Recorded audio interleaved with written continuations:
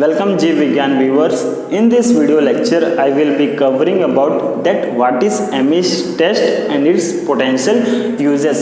So Amish test को develop किया गया था ये आइडेंटिफाई करने के लिए कि जो कोई भी पर्टिकुलर केमिकल कंपाउंड है क्या वो कार्सिनोजन है कि नहीं. सो आप इसको रिलेट कर सकते हैं कि मान लीजिए कोई ह्यूमन है, अगर उसके अंदर कैंसर कॉज हुआ है तो उसके पीछे कहीं ना कहीं क्या रीज़न होते हैं, म्यूटेशन होते हैं. ओके, सो इस प्रोसेस दौरान होता क्या है कि हम यहाँ पे एक सैल्मोनेला का सीरोवार यूज़ करते हैं और वो जो सीरोवार रहता है वो पहले से ही क्या होता है, ऑक्सोट्रॉप होता है. अब ऑक्सोट्रॉप मतलब ये है कि कोई ऑर्गेनिज्म है वो किसी पर्टिकुलर ऑर्गेनिक कंपाउंड को सिंथेसिस नहीं कर पा रहा है तो हम उसे क्या कहते हैं, ऑक्सोट्रॉप कहते हैं.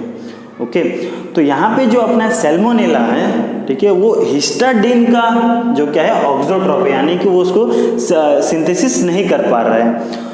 तो इस प्रोसेस के दौरान होगा क्या, मैं अपने माइक्रोबियल स्पीसीज को लूँगा और म्यूटाजेन के प्रेजेंस में क्या करूँगा, उसको ग्रो करवाऊँगा. ठीक है, तो उस दौरान होगा क्या, ये म्यूटाजेन जो है, ठीक है, जो उसका हिस्टाडीन बायोसिंथेसिस का जो ऑपेरॉन है वहाँ पे जाके क्या क्रिएट करेगा, अल्टरनेशन क्रिएट करेगा, जिसके वजह से वो किस में कन्वर्ट हो जाएगा, वो प्रोटोट्रॉप के फॉर्म में. यानी कि प्रोटोट्रॉप के फॉर्म में कन्वर्ट हो गया. इसका मतलब ये है कि उसको उसके मीडियम में अब उस अमाइनो एसिड की ज़रूरत नहीं है, वो खुद से क्या कर सकता है, उसका सिंथेसिस कर सकता है. ओके, सो इनडायरेक्टली हमें पता चल रहा है कि अगर उसके अंदर कुछ चेंजेस आए हैं, खुद से सिंथेसिस कर पा रहे हैं, यानी कि कहीं ना कहीं जेनेटिक मटेरियल के अंदर क्या आया है, बदलाव आया है. अब जेनेटिक मटेरियल के अंदर बदलाव आया है यानी कि यहाँ पे कुछ ना कुछ फैक्टर है. अगर बदलाव आया है तो हम समझ जाएंगे कि उस म्यूटाजेन के अंदर कैपेबिलिटी है, ठीक है, कैंसर कॉज करने की. ओके, सो एमिश टेस्ट, जिसको हम कार्सिनोजेनिसिटी टेस्ट भी कह सकते हैं. So Ames test is a mutational reversion assay, यानी कि इसका मतलब देख सकते हैं कि एमिश टेस्ट म्यूटेशनल रिवर्सन ऐसे, यानी कि उसके अंदर पहले से म्यूटेशन था, हम उसको क्या कर दिए, रिवर्स कर दिया. आपने पढ़ा रिवर्स म्यूटेशन के बारे में, जहाँ पे म्यूटेशन हुआ है फिर से हम वहाँ पे म्यूटेशन क्रिएट करेंगे जिसकी वजह से वो किस में कन्वर्ट हो जाए, वाइल्ड टाइप में कन्वर्ट हो जाए. So employing several special strain of a salmonella serovar typhimurium, ठीक है, टाइफीमेरियम का यहाँ पे यूज किया गया है. So each of which has a different mutation in the histidine biosynthesis operon. तो मैंने आपको ये बताया कि वो ऑक्सोट्रॉप है, ठीक है, यानी कि जो उसका हिस्टाडीन बायोसिंथेसिस का ऑपरेंड है वहाँ पे क्या अल्टरनेशन क्रिएट हुआ है जिसकी वजह से सिंथेसिस नहीं कर पा रहा है. Okay.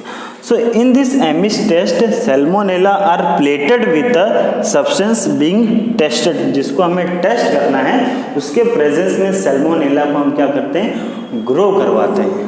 ठीक है, सो इस प्रोसेस दौरान होता क्या है तो समझ लीजिए, मान लीजिए होगा क्या कि इसको हम इसका प्रिंसिपल पढ़ते हैं कि ये अपना माइक्रोब है, जो पहले से ही हिस्टाडीन सिंथेसिस नहीं कर पा रहा है.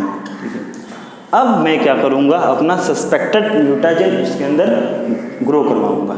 ठीक है, उसके अंदर ग्रो करवाऊँगा. सो उसके बाद मैं इंक्यूबेशन करवाऊँगा, ठीक है, ग्रो होंगे. उसके बाद अगर उसके अंदर कैपेबिलिटी है, म्यूटाजेन के अंदर कैपेबिलिटी है कि वो म्यूटेशन क्रिएट कर सकता है, तो क्या होगा, हमारा जो हिस्टाडीन है फिर से किस में कन्वर्ट हो जाएगा, वो प्रोटोट्रॉप के फॉर्म में कन्वर्ट हो जाएगा, वाइल्ड फॉर्म में चला जाएगा. वाइल्ड फॉर्म में कैसे चला जाएगा, जब उसके किसके आपके ऑपेरॉन जो है हिस्टाडीन का सिंथेसिस, उसमें क्या होगा, अल्टरनेशन क्रिएट होगा. ओके, यानी कि यहाँ पे अपना म्यूटेजन इफेक्ट दिखाएगा. सो इस प्रोसेस में होगा कि आप देख सकते हैं कि हमारा यहाँ पे टॉप मेल्टेड अगार है. ठीक है, अब उस टॉप मेल्टेड अगार में क्या क्या रहेगा, हमारे पहले तो म्यूटाजेन रहेगा और दूसरा अपने क्या रहेंगे, अपने माइक्रोब्स रहेंगे जो ऑक्सोट्रॉप है, और थर्ड यहाँ पे थोड़े अमाउंट में हिस्टाडीन रहेगा. ओके, अब क्यों रहेगा तो हम इसको समझेंगे. ओके, तो हिस्टाडीन इसलिए रखा जा रहा है बिकॉज स्टार्टिंग में क्या होंगे, बैक्टीरिया ग्रो होंगे, बिकॉज हिस्टाडीन वहाँ पे रहेगा. ठीक है, अब धीरे धीरे उनका जो ग्रोथ रेट होगा, कॉलोनी हमें कम दिखाई देने लगेगा. ठीक है, इसमें कम दिखाई देगा. आप देखेंगे इस वाले पार्ट में, बिकॉज ठीक है। इस दौरान क्या होगा कि मिनिमल, ठीक है, minimal medium plus a small amount of histidine यहाँ पे डाला गया, यहाँ पे यानी कि आपका म्यूटाजेन नहीं डाला गया। जब म्यूटाजेन नहीं डाला रहेगा तो यहाँ पे आपको बहुत ही कम कॉलोनी मिलेगी, और यहाँ पे क्या डाला गया रहेगा, आपका म्यूटाजेन, उसके साथ अपने दोनों कंपोनेंट होंगे। तो अगर म्यूटाजेन कैपेबल है म्यूटेशन क्रिएट करने के लिए तो वहाँ पे हमें बहुत सारी कॉलोनी मिलेगी, बिकॉज यहाँ पे क्या होगा, बिकॉज वो कन्वर्ट हो गए हैं ऑक्सोट्रॉप से किसमें, प्रोटोट्रॉप में, बिकॉज ऑफ द म्यूटाजेन, यानी कि उसके अंदर कैपेबिलिटी है कि डीएनए के अंदर अल्टरनेशन क्रिएट कर सकता है। ओके, सो इस तरह हमें पता चलता है कि एमिश टेस्ट जो है उसमें क्या यूज हो रहा है, अपने म्यूटाजेन का हमें पता चलता है कि ये कैपेबिलिटी है। अब आपको ये याद रखना है कि यहाँ पे मैमिलियन लीवर एक्सट्रैक्ट यूज़ किया जाता है, बिकॉज एक तरीके से कोई भी जल्दी जो कंपाउंड होते हैं ना वो कार्सिनोजन नहीं होते, वो किसी दूसरे फॉर्म में मेटाबोलाइज होने के बाद क्या होते हैं, कार्सिनोजन फॉर्म में कन्वर्ट होते हैं। तो इसीलिए यहाँ पे ये मैमिलियन लीवर एक्सट्रैक्ट को यूज़ किया गया है, एक तरीके से इलेक्ट्रोफाइलिक बनाने का काम उसको करता है। ओके, जिसके वजह से आसानी से क्या करेगा, वो ओपेरॉन पे जाके रिएक्शन दिखाएगा, अल्टरनेशन क्रिएट करेगा।